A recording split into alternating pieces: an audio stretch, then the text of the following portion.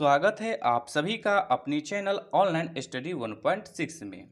इस वीडियो में अपरिमेय संख्या सिद्ध करना सीखेंगे। देखिए, इस तरह के प्रश्न बोर्ड एग्जाम में प्रत्येक वर्ष आ ही जाता है, तो आप इस प्रश्न को अच्छे से और ध्यान से समझिएगा। तो चलिए प्रश्न को हल करते हैं। प्रश्न है, सिद्ध करें कि √3 एक अपरिमेय संख्या है। यहाँ पे हमें अपरिमेय संख्या सिद्ध करना है। तो जब कभी भी आप लोगों को अपरिमेय संख्या सिद्ध करना हो, तो आप वहाँ पे उपयोग कीजिएगा विरोधाभास नियम का। विरोधाभास नियम कहने का अर्थ होता है, यदि अपरिमेय सिद्ध करना है तो हम उसको परिमेय मान लेंगे। तो सबसे पहला काम यही करना है। तो यहाँ पे हमें √3 को अपरिमेय सिद्ध करना है, तो हम √3 को परिमेय मान लेंगे। तो इसके लिए लिखेंगे, माना कि √3 एक परिमेय संख्या है। तो √3 को परिमेय संख्या मान लिए। अब परिमेय संख्या किसे कहते हैं ये आप लोग पहले से जानते होइएगा। यदि नहीं जानते हैं तो आइए उसको भी देख लेते हैं। देखिए, परिमेय संख्या को P/Q के रूप में लिख सकते हैं, जहां P और Q सहअभाज्य है तथा Q बराबर नहीं हो 0 के। अब यहाँ पे सहअभाज्य को समझिएगा। सहअभाज्य कहने का अर्थ होता है कि केवल और केवल उसका उभयनिष्ठ गुणनखंड एक हो, एक के अलावा अन्य कोई भी संख्या नहीं हो। तो इसको एक उदाहरण से समझिएगा। हम यहाँ पे ले लेते हैं 5/2। 5 का गुणनखंड करेंगे तो 1 गुने में 5 होगा, और 2 का करेंगे तो यहाँ पे 1 गुने 2 लिख सकते हैं। तो देखिए, यहाँ पे 5 के गुणनखंड में 1 है और 2 के भी गुणनखंड में 1 है, यानी कि ये जो 1 है ये दोनों के गुणनखंड में है, इसीलिए उभयनिष्ठ गुणनखंड हो जाएगा 1। तो इसी तरह से 1 के अलावा अन्य कोई भी संख्या नहीं होना चाहिए। तो सहअभाज्य समझ में आ गया। तो यहाँ पे देखिए, √3 को हम क्या माने हैं? परिमेय संख्या माने हैं। तो इसीलिए √3 को क्या कर सकते हैं? P/Q के रूप में लिख सकते हैं। तो अब लिख देंगे √3 बराबर P/Q, जहां P तथा Q सहअभाज्य है तथा Q बराबर नहीं है 0 के, ये लिख देंगे। अब यहाँ पे देखिए, √3 को हम क्या माने हैं? परिमेय संख्या माने हैं। तो इसीलिए हमें क्या करना होगा? रूट को हटाना होगा। तो रूट को हटाने के लिए क्या करते हैं? स्क्वायर करते हैं। तो यदि बराबर के एक तरफ स्क्वायर करेंगे तो बराबर के दूसरे तरफ भी हमको स्क्वायर करना पड़ेगा, क्योंकि बराबर के एक तरफ जो भी काम करते हैं वो काम हमको बराबर के दूसरे तरफ भी करना पड़ता है। तो इसके लिए हम यहाँ पे लिखेंगे दोनों तरफ। स्क्वायर को हिंदी में कहते हैं वर्ग। तो लिखेंगे दोनों तरफ वर्ग करने पर। अब वर्ग करेंगे तो ये हो जाएगा √3 का स्क्वायर बराबर P/Q का स्क्वायर। √3 का स्क्वायर करेंगे तो यहाँ पे स्क्वायर से रूट कट जाएगा, यानी कि 3 जो है ये रूट से बाहर आ जाएगा। अब ये हो जाएगा P²/Q²। इस 3 के हर में कुछ नहीं है तो 1 ले सकते हैं। अब यहाँ पे करेंगे बाई क्रॉस, यानी कि कैंचिया गुना। तो 1 को P² से गुना करेंगे तो हो जाएगा P² बराबर है तो बराबर। अब 3 को क्यू स्क्वायर से गुना करेंगे तो हो जाएगा 3Q स्क्वायर। अब यहाँ पे कुछ कंसेप्ट को समझिएगा। मान लीजिए कि हम यहाँ पे 14 लिए, तो 14 का गुणनखंड करेंगे तो 2 गुने 7 लिख सकते हैं।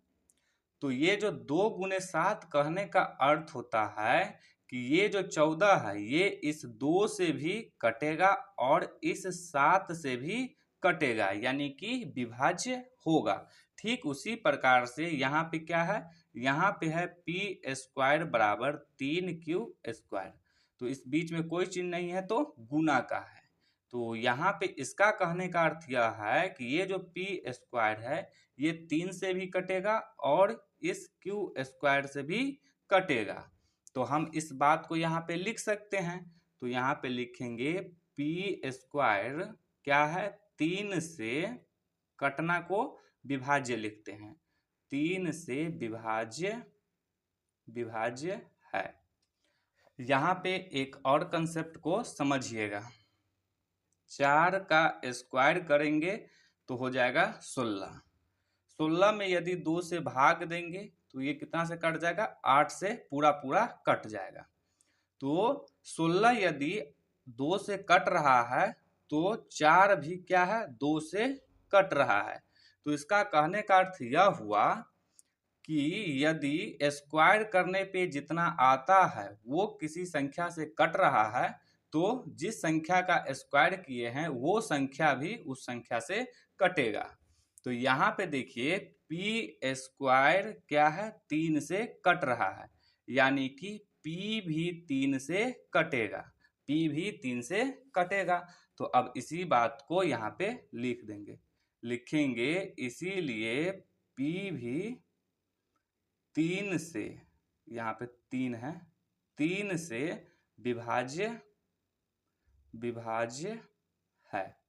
तो यहाँ पे स्टेप 1 खत्म हो गया।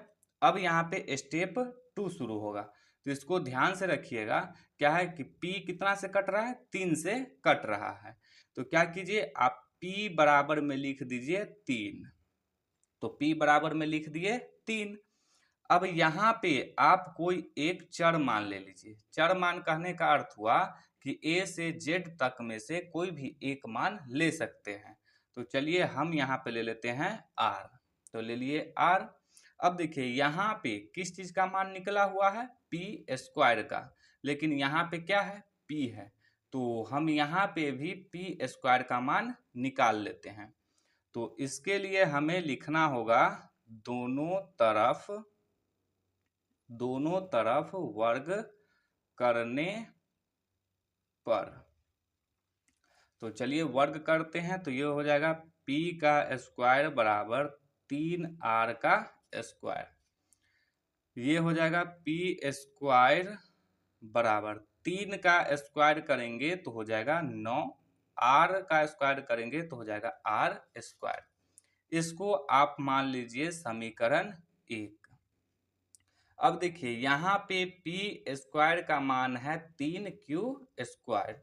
तो इस पी स्क्वायर के मान को हम इस समीकरण 1 में रख सकते हैं। तो चलिए मान को रख देते हैं। तो इसके लिए लिखेंगे पी स्क्वायर का मान समीकरण 1 में रखने पर। समीकरण 1 है पी स्क्वायर बराबर 9R स्क्वायर। पी स्क्वायर का मान कितना था, 3Q स्क्वायर। तो यहाँ पे रख देंगे 3Q स्क्वायर बराबर में है 9R स्क्वायर। तो 9R स्क्वायर हम यहाँ पे निकालेंगे Q स्क्वायर का मान। तो इसके लिए ये जो 3 है इसको बराबर के इस तरफ से इस तरफ लाएंगे। तो ये बराबर के इस तरफ क्यों के साथ गुना के रूप में है, इस तरफ आएगा तो हो जाएगा भाग में। तो Q स्क्वायर बराबर हो जाएगा 9R स्क्वायर बट्टा में 3। अब ये कट जाएगा 9 3 से, 3 तिया 9। तो Q स्क्वायर बराबर आ गया 3R स्क्वायर। सेम यहाँ से ये जो Q स्क्वायर है ये 3 से भी कटेगा और R स्क्वायर से भी कटेगा। तो हम इसी बात को यहाँ पे लिख सकते हैं। क्यू स्क्वायर क्या है, 3 से विभाज्य है, यानी कि 3 से कट रहा है, विभाज्य है। क्यू स्क्वायर यदि 3 से विभाज्य है तो क्यू भी 3 से विभाज्य होगा ही होगा। तो लिखेंगे इसीलिए क्यू भी 3 से विभाज्य है। तो यहाँ पे देखिए P भी क्या है, 3 से विभाज्य है और Q भी क्या है, 3 से विभाज्य है। तो अब हम यहाँ पे लिख सकते हैं P तथा Q दोनों क्या है, 3 से विभाज्य है। लिख दिए। अब यहाँ पे समझिएगा कि P बट्टा में Q है, P भी 3 से विभाज्य है और Q भी 3 से विभाज्य है। तो ये इसका कहने का अर्थ क्या हो गया कि 3 जो है ये दोनों के उभयनिष्ठ गुणनखंड है। तो अब हम यहाँ पे लिख देंगे P तथा Q दोनों का कम से कम एक उभयनिष्ठ